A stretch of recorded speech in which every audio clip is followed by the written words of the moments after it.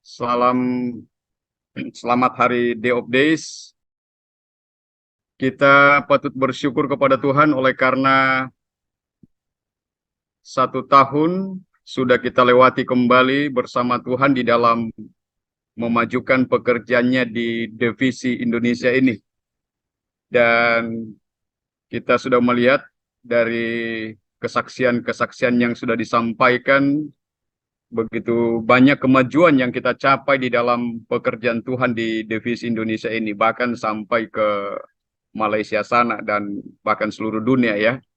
Dan biarlah semua kesaksian itu memberikan motivasi yang baru bagi kehidupan kerohanian kita. Terlebih ketika kita melihat perkembangan situasi dunia saat ini. Untuk itu saudaraku, sebelum kita masuk ke dalam khotbah, saya mengajak kita untuk berdoa sekali lagi. Mari kita berdoa. Kita bertelut. Kita bersatu di dalam doa. Bapa kami yang di sorga, terima kasih Bapa atas berkat Tuhan bagi kami. Terima kasih oleh karena Tuhan sudah memimpin kami kurang lebih 1 tahun lagi di dalam memajukan pekerjaan-Mu di divisi Indonesia ini. Dan pada tanggal 25 Oktober ini, kami boleh mengevaluasi kembali, mengenang kembali bagaimana Tuhan sudah memberkati pelayanan kami Tuhan. Dan saat ini kami siap untuk mendengarkan firman Tuhan sebagai sumber kekuatan penghiburan bagi kami, supaya kami lebih semangat, disiplin, dan tertib di dalam memajukan pekerjaan. Di dalam nama Yesus kami berdoa. Amin.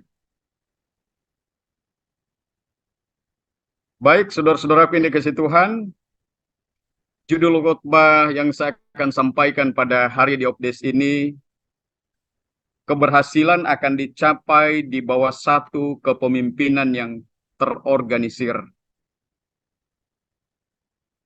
Di dalam buku keimamatan ada 4 contoh kepemimpinan bagi pergerakan kita. Oleh karena itu, saudaraku yang dikasihi Tuhan, bagaimana kita bisa mencapai keberhasilan, bagaimana kita bisa menjadi pemenang-pemenang bersama Tuhan melalui pekabaran Elia ini. Mari kita dengarkan nasihat firman Tuhan. Dari kutipan Early Writing halaman 100, dia katakan, Tuhan telah menunjukkan bahwa peraturan Injil telah terlalu ditakuti dan diabaikan. Dan sekarang, di hari-hari terakhir ini, sementara Allah sedang membawa anak-anaknya ke dalam kesatuan iman, terdapat kebutuhan yang lebih nyata akan ketertiban dibandingkan sebelumnya. Karena ketika Tuhan menyatukan anak-anaknya, setan dan malaikat-malaikat jahatnya sangat sibuk untuk mencegah persatuan ini dan menghancurkannya.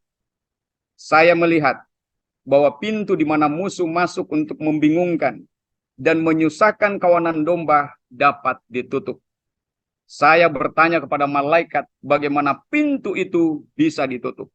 Dia berkata, gereja harus lari ke firman Tuhan dan menjadi kokoh di atas tatanan Injil yang telah diabaikan dan tak diperhatikan. Saudaraku, tema kita di hari Diopdes ini satu-satunya yang harus kita takuti, cintai, hayati, biayai, bahkan kita bela sampai mati, yaitu pekabaran dan pergerakan Tuhan ini. Di bagian akhir nanti saya akan jelaskan apa artinya ditakuti, dicintai, dihayati, dibiayai, bahkan dibela sampai mati. Nanti di bagian terakhir saya akan jelaskan. Saudara yang dikasihi Tuhan, kepada hamba Tuhan Ellen G. White telah ditunjukkan bahwa peraturan Injil terlalu ditakuti dan diabaikan.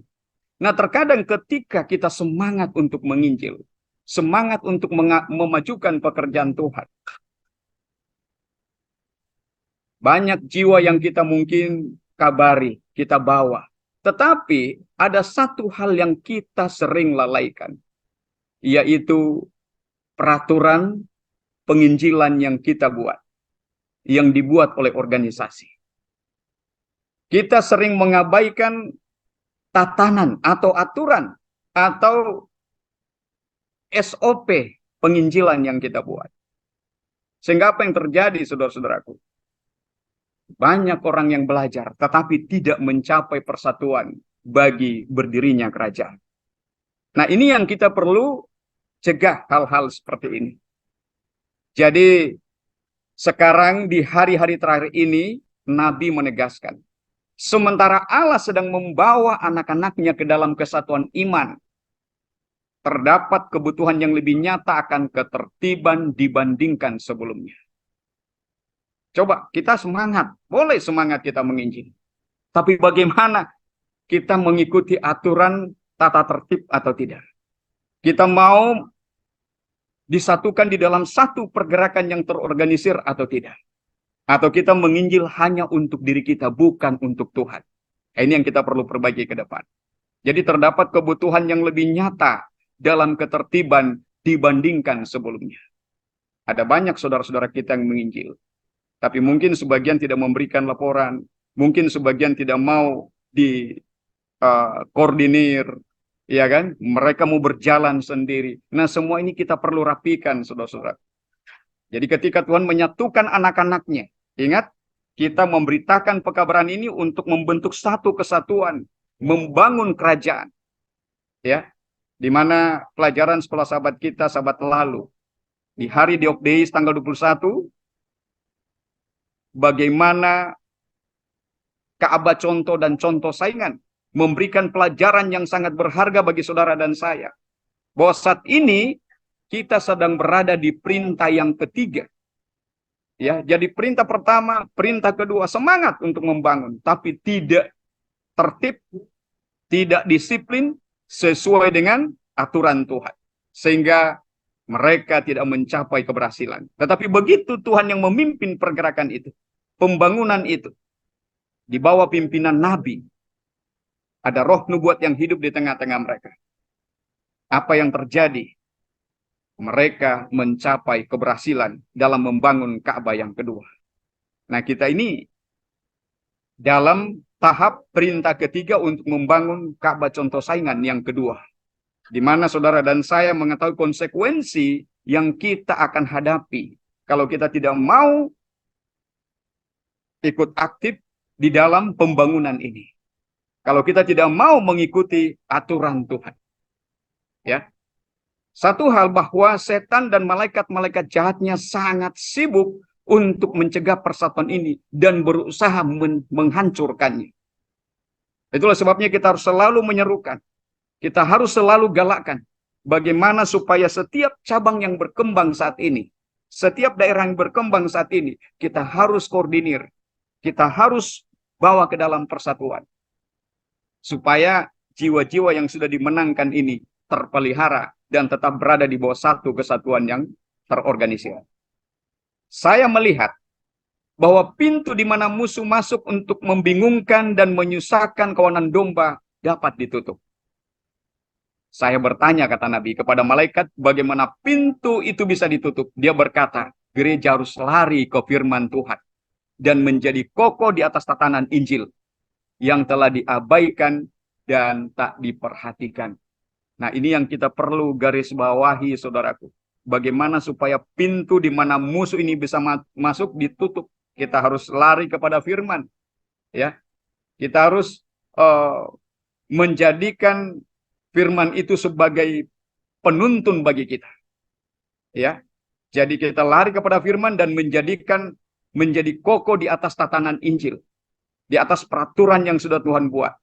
Barulah kita bisa mencapai persatuan dan mempertahankan persatuan itu sampai kita berhasil mencapai kemenangan. Nah, seberapa pentingkah tatanan Injil ini, saudaraku? Di dalam buku Roh Nubuat kembali ditegaskan, Tuhan adalah Tuhan yang tertib. Segala sesuatu yang berhubungan dengan surga berada dalam tatanan yang sempurna. Ketertiban dan disiplin yang menyeluruh menandai gerakan-gerakan malaikat. Kesuksesan hanya bisa terwujud jika ada ketertiban dan tindakan yang harmonis. Jadi walaupun banyak anggota kita, saudara-saudara, walaupun banyak jiwa yang bergabung dengan pergerakan ini, tetapi itu belum bisa dikatakan sukses kalau tidak ada tata tertib dan tidak ada keharmonisan di sana. Yang terjadi nantinya adalah kekacauan, ya, tidak terkendali, ya. Artinya apa nanti? Yang semangat menginjil dia pikir bahwa semua itu adalah punya dia, ya, bukan untuk Tuhan. Nah, ini yang terjadi kekacauan di sini, saudara. Jadi bagaimana pentingnya tatanan Injil itu? Imamat 24 ayat 10 sampai 16 dan uh, para nabi dan bapa, ya, Patriarch and Prophet halaman 407 dia katakan. Di sana ada dikemukakan, kalau saudara pernah baca mungkin ini di dalam Imamat pasal 24 ada seorang anak yang peranakan Israel dan Mesir, ya. Kalau tidak salah ayahnya mamanya Israel, bapaknya Mesir kalau nggak salah. Dia melakukan satu kejahatan dan juga akan di sana dijelaskan. Adalah contoh betapa Allah benci terhadap dosa melawan tatanan Injil. Dia bergerak cepat untuk menghukum para pemberontak. Seperti yang terlihat dalam tindakannya terhadap orang Mesir ini. Korah, karena pemberontakan adalah dosa langsung terhadap Tuhan. Menghambat kemajuan dan persatuan. Apa pesan yang kita perlu perhatikan di sini?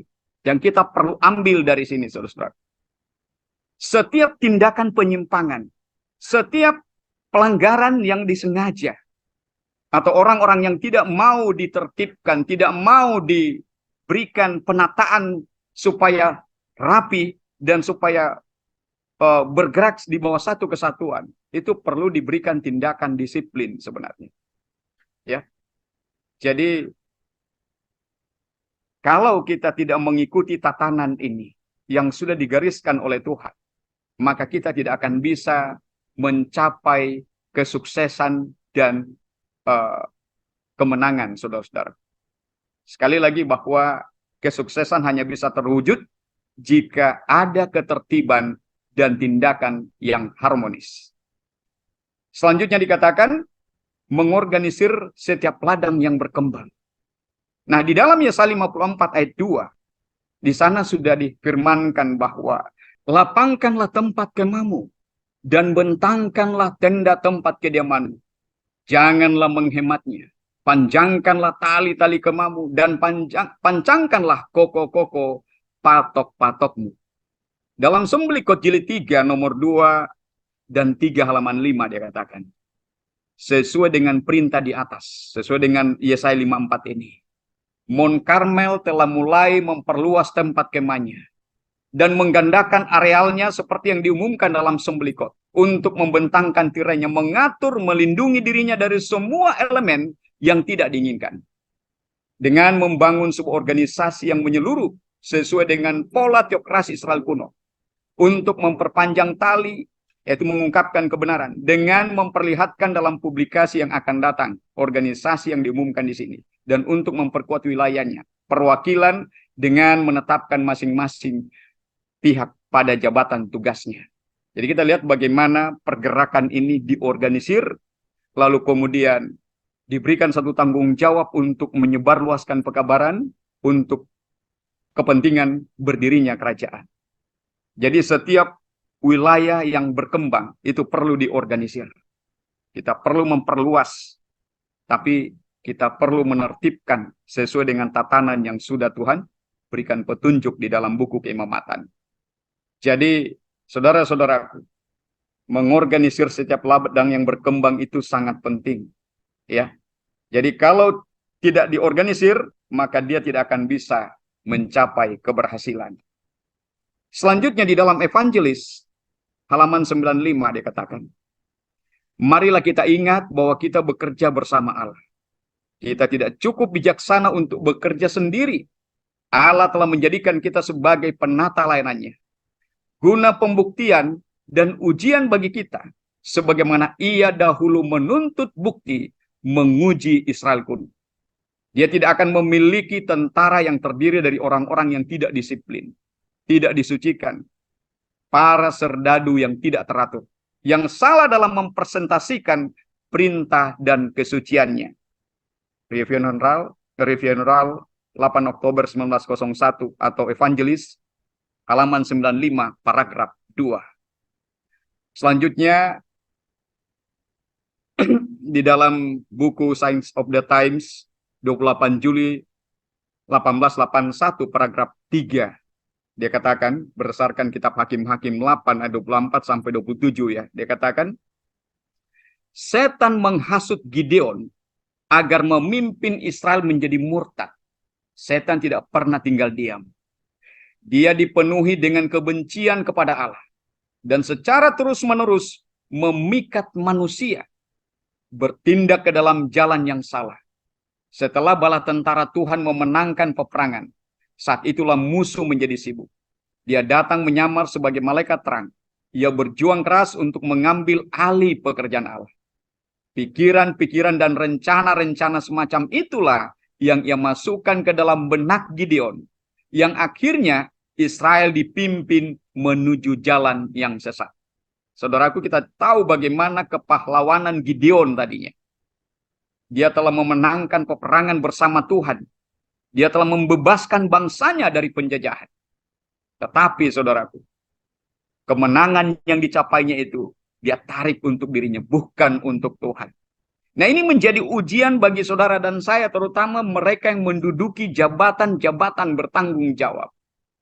Satu hal kita harus ingat, bahwa kita bekerja untuk melayani juru selamat kita. Untuk melayani Tuhan pemilik kebun anggur itu.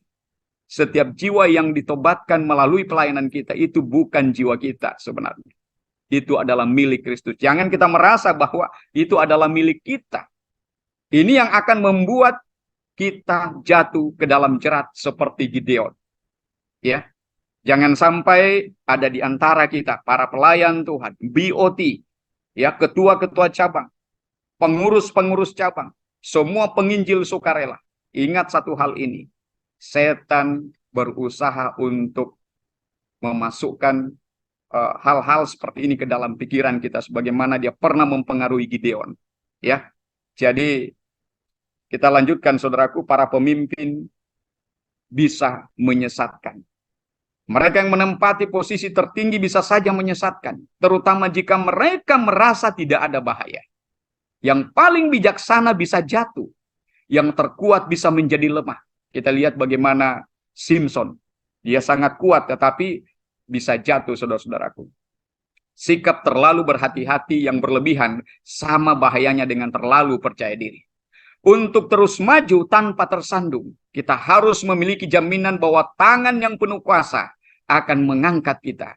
Dan satu kasih yang tak terbatas akan membimbing kita bila kita jatuh. Hanya Allah sajalah yang setiap saat dapat mendengar permohonan kita sewaktu kita butuh pertolongan. Saudaraku yang dikasihi Tuhan, kita perlu berhati-hati, terutama saudara dan saya yang duduk pada jabatan-jabatan bertanggung jawab. Ya, kita harus ingat pelajaran yang terjadi kepada Gideon. Bagaimana Gideon yang tadinya seorang pahlawan membebaskan bangsa Israel dari tangan orang Filistin, tetapi kemudian dia membawa bangsa itu juga mendurhaka kepada Tuhan. Ini sangat berbahaya. Kemudian di dalam buku Signs of the Times ya, 28 Juli 1881, pikirkanlah dengan sungguh-sungguh bahwa jika kita memindahkan satu perlindungan dari hati nurani, maka kita akan gagal dalam memberikan jalan keluar yang baik, sehingga membentuk satu kebiasaan yang salah. Ini akan mengakibatkan tidak saja kejatuhanmu sendiri, namun juga kejatuhan mereka yang percaya kepadamu. Satu-satunya keselamatan kita adalah dengan mengikuti kemanapun Tuhan memimpin langkah kita. Perlindungan yang dapat dipercaya terkandung di dalam Dia yang mengatakan, ikutlah aku. Doa kita yang terus-menerus seharusnya adalah, tuntunlah aku berjalan di jalan-Mu Tuhan, agar langkahku tidak tersandung. Inilah yang seharusnya seruan hati kita sebagai pelayan-pelayan Tuhan, calon 144.000.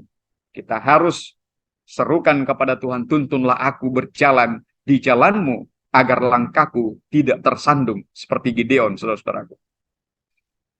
Dibutuhkan para pemimpin yang bijaksana, Yeskel 4 ayat 2. Di dalam buku Tongkat Gembala edisi khusus halaman 143 dia katakan, Juga susunlah alat-alat pendobrak. Artinya para pemimpin utama menentang kota itu, berkeliling. Saudara dan saya sudah paham betul misi daripada pekabaran ini, mengepung sidang itu melalui pekabaran, ya. Jadi alat yang digunakan di sini untuk mendobrak tentunya adalah kebenaran Alkitab yang jelas, tajam, dan meyakinkan. Dan inilah keperluan yang sangat jelas agar dalam setiap cabang pekerjaan kita memiliki orang-orang yang mampu untuk memimpin dengan bijaksana. Kita memiliki dua cabang, cabang Sumatera dan cabang Sulawesi Utara. Kalau kita memiliki pemimpin-pemimpin yang bijaksana dengan pengetahuan Alkitab yang tajam, jelas, dan meyakinkan, maka kedua cabang ini akan diberkati, ya. Akan diberkati bukan hanya jumlah keanggotaannya yang bertambah, tetapi bagaimana persatuan dan kesatuan itu dipertahankan. Bagaimana jiwa-jiwa yang dimenangkan ini benar-benar kerohaniannya hidup dan siap untuk dimeteraikan, saudara-saudara. Aktif di dalam melakukan kegiatan berkeluh kesah dan berseru. Selanjutnya Testimonies to Minister halaman 488. Sementara adalah benar bahwa Tuhan membimbing pribadi-pribadi. Adalah juga benar bahwa dia memimpin, ya, umatnya, bukan sedikit pribadi di sini, sedikit di sana. Satu percaya hal ini, lainnya percaya hal itu. Malaikat-malaikat Allah memiliki komitmen dalam mengerjakan tugas yang dipercayakan kepada mereka. Malaikat ketiga sedang memimpin dan menyucikan umat. Dan mereka harus bergerak bersamanya secara bersatu. Saudara, kita lihat bagaimana malaikat ini di dalam tugas mereka. Di bawah satu komando. Mereka bergerak bersama secara bersatu. Ya. Dimulai dari Mount Carmel, Waco, Texas. Ke seluruh divisi-divisi. Cabang-cabang. Ya. Kemudian section-section. Coba kalau kita semua bersatu, semua di bawah satu komando yang terorganisir. Sesuai dengan kebenaran ini, maka pekerjaan Tuhan akan cepat selesai. Dan kita akan segera kembali ke kerajaan, saudaraku. Selanjutnya di buku yang sama, kita ingin memegang garis-garis ketetapan dengan pasti. Sehingga tidak akan ada pemutusan sistem organisasi dan tatanan yang telah dibangun dengan pekerjaan yang bijaksana dan berhati-hati. Surat izin tidak boleh diberikan kepada unsur-unsur yang tidak karuan, yang ingin mengendalikan pekerjaan saat ini. Kita lihat bahwa Nabi menasehatkan bahwa kita ingin memegang garis-garis ketetapan dengan pasti, saudara-saudara. Sehingga tidak ada pemutusan sistem organisasi dan tatanan yang telah dibangun dengan pekerjaan yang bijaksana dan berhati-hati. Jadi kita juga tidak boleh sembarang memberikan surat izin, ya, kepada unsur-unsur yang tidak karuan, yang tidak mengendalikan yang tidak karuan, yang ingin mengendalikan pekerjaan saat ini. Itulah sebabnya kenapa kita harus memilih pemimpin-pemimpin yang bijaksana. Pemimpin-pemimpin yang betul-betul menyerahkan hati mereka kepada Tuhan untuk dipimpin olehnya dalam melakukan tugas yang besar dan mulia ini. Memang secara pendidikan, kita bukan orang yang terlatih secara khusus di lembaga pendidikan untuk memimpin pekerjaan ini. Satu-satunya kemenangan kita, satu-satunya kunci keberhasilan saudara dan saya adalah takutlah akan Tuhan. Ya. Jadi kalau saudara dan saya takut akan Tuhan, mengasihi Dia dengan betul-betul, maka hikmat akan dipertambahkan kepada kita di dalam melakukan tugas yang besar ini. Di buku yang sama, Testimonies to Minister halaman 485. Tuhan menghendaki para pekerjanya berembuk bersama-sama, bukan bergerak sendiri sesuka hatinya. Mereka yang ditetapkan sebagai pendeta dan pembimbing bagi orang banyak harus banyak berdoa ketika mereka bertemu bersama-sama. Sebagai pelayan-pelayan, ya, apakah itu pendeta, Bible worker, ketika kita bertemu bersama-sama, kita harus banyak berdoa. Karena doa Allah yang membuat kita bertahan, doa Allah yang membuat kita bisa sanggup melakukan tugas ini. Ini akan memberikan pertolongan dan keberanian luar biasa, mengikat hati dengan hati dan jiwa dengan jiwa, menuntun setiap orang kepada persatuan dan kedamaian serta kekuatan dalam usahanya. Masih di buku yang sama, kita sedang hidup dalam zaman manakala setiap orang Kristen yang benar harus memelihara hubungan yang hidup dengan Allah. Dunia dibanjiri pikiran musuh yang menyesatkan. Dan kita hanya selamat bila kita mempelajari pelajaran kebenaran dari guru besar. Pekerjaan hikmat di mana kita terlibat menuntut dari kita satu usaha yang kuat dan bersatu di bawah pimpinan ilahi. Kalau usaha kita hanya setengah-setengah, saudara-saudara, kita tidak akan bisa berhasil. Ya, jadi pekerjaan hikmat di mana saudara dan saya terlibat menuntut dari kita suatu usaha yang kuat, bukan usaha yang lemah, suatu usaha yang kuat, bersatu di bawah pimpinan ilahi, di bawah pimpinan Tuhan melalui pekabaran saat ini. Dan amaran sekarang, jilid 1 nomor 7 halaman 11-33 dia katakan, belajar untuk mematuhi perintah. Orang-orang yang tidak menghiraukan anjuran Tuhan itu, pada hari berikutnya dengan sibuknya meratapi dan menguburkan orang-orang mati mereka. Sebaliknya orang-orang mematuhi perintah itu dengan bersuka cita dan dengan teratur berbaris keluar meninggalkan kota-kota. Ya, hanya mereka yang dapat mematuhi perintah-perintah yang bebas dari perbudakan. Artinya apa, saudara-saudara? Oleh karena itu adalah persyaratan utama bagi kita harus belajar mematuhi perintah-perintah jika hendak menerima meterai Allah pada dahi-dahi kita. Jadi, saudaraku, kita semua rindu supaya kita betul-betul dimeteraikan dan berdiri bersama-sama dengan anak domba di Gunung Sion. Namun satu hal bahwa kita harus belajar ya untuk mematuhi perintah-perintah Tuhan yang sudah digariskan melalui pekabaran ini. Kalau kita tidak belajar mematuhi perintah-perintah itu, ya bagaimana kita berharap berada di dalam kerajaan Tuhan. Jadi demikian pula halnya tanpa memandang kekeliruan-kekeliruan anggota.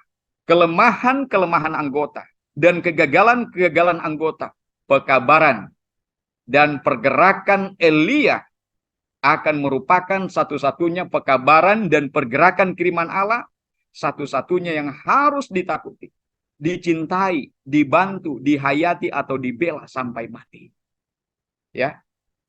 Tidak akan ada lagi pelindung yang lain apabila langit terbuka dan topan pecah ke atas dunia. Dengan segala murkanya yang mengerikan untuk menuangkan ke bawah kilatnya yang mematikan dari langit. Selain melalui pekabaran Elia ini. Oleh karena itu, saudaraku dikasih Tuhan, apa yang dimaksudkan ditakuti? Pekabaran dan pergerakan inilah satu-satunya yang harus ditakuti. Ya. Apa artinya ditakuti? Ya dengan sukacita, kalau kita betul-betul menganggap ini adalah pekabaran dan pergerakan yang kita harus takuti, berarti dengan sukacita kita mentaati dan mendukung sepenuhnya seluruh tuntutan kebenaran dan peraturan-peraturannya di bawah bimbingan Roh Kudus, beserta semua peraturan-peraturan dari pergerakan ini. Ya. Jadi kita bukan hanya takut kepada pekabarannya, tapi bahkan pergerakannya kita harus takuti. Karena contoh tadi di dalam kitab Imamat, ada seorang yang berdosa di sana melawan pergerakan itu. Ya, mengambil milik Tuhan, menentang kepemimpinan Musa. Binasa, saudara-saudara. Ya. Kemudian dicintai. Apa artinya dicintai? Kita menjadikan pekabaran dan pergerakan ini yang terutama dan yang tertinggi di hati kita. Ini adalah kesukaan kita. Kalau kita betul-betul merasa mencintai pekabaran dan pergerakan ini, berarti kita menjadikan nomor satu kepentingan pekabaran dan pergerakan ini, saudara-saudara. Di atas segala-galanya. Kepentingan pribadi, kepentingan keluarga. Boleh nggak menggeser kepentingan pekabaran dan pergerakan ini? Tidak bisa, saudara. Kepentingan pribadi kita nomor 2, saudara-saudara. Ini adalah kepentingan nomor 1. Itu buktinya kita mencintai pekabaran dan pergerakan ini. Tapi kalau kita baru setengah-setengah hati mencintai pekabaran ini dan pergerakan ini, maka kepentingan keluarga ketika berbenturan dengan kepentingan kebenaran kita akan menomorduakan kepentingan kebenaran. Itulah sebabnya saudara dan saya betul-betul harus resapi, dalami betul-betul apa artinya dicintai. Ya. Dibantu. Apa artinya dibantu? Ya, satu-satunya pekabaran dan pergerakan yang harus ditakuti, dicintai, dibantu. Saudaraku, kita dengan senang hati berjanji akan membantu pekabaran dan pergerakan ini dengan penghasilan-penghasilan kita, persepuluhan kita, ya. Dan apapun yang diminta dari kita bagi kepentingan kerajaan Allah dan kebenaran yang kita siap berikan, bahkan nyawa kita sekalipun. Ini maksudnya dibantu, ya. Dihayati. Apakah pekabaran ini? Kita tanyakan pada diri kita. Apakah pekabaran ini sudah saya hayati dalam kehidupan kita? Apakah kebenaran ini berhasil mengubah kehidupan saya menjadi lebih baik atau tidak? Sudahkah saya menghayati kebenaran ini dalam kehidupan saya? Apakah tabiat saya berhasil dikuduskan atau tidak? Atau ketika saya sudah berada di dalam pekabaran ini, kemanusiaan saya yang tidak baik masih tetap saja pelihara. Dosa-dosa kesayangan saya masih tetap saya pelihara. Ya. Jadi saudara yang dikasih Tuhan, kita betul-betul harus menghayati kebenaran ini dalam kehidupan kita. Dibela sampai mati. Yang terakhir. Ya. Apa artinya dibela sampai mati? Kita harus setia kepada pekabaran dan pergerakan ini sampai kita mencapai kemenangan. Bukan sampai murtad, ya. Jadi kita harus setia kepada pekabaran dan pergerakan ini sampai saudara dan saya menjadi pemenang. Sampai berdirinya kerajaan itu di tanah perjanjian Palestina. Saudara-saudaraku. Inilah 5 poin penting, ya, dari buku khusus General Conference. Apa artinya satu-satunya yang harus kita takuti, cintai, dibantu, dihayati, dan dibela sampai mati. Kiranya Tuhan menolong dan memberkati kita melalui Day of Days 25 Oktober ini, sehingga saudara dan saya benar-benar mulai saat ini dan seterusnya kita betul-betul berusaha untuk mencapai persatuan dan mempertahankan persatuan itu di bawah satu kepemimpinan yang terorganisir. Sehingga pekerjaan, pelayanan kita diberkati dan kita akan segera kembali ke tanah perjanjian. Tuhan memberkati.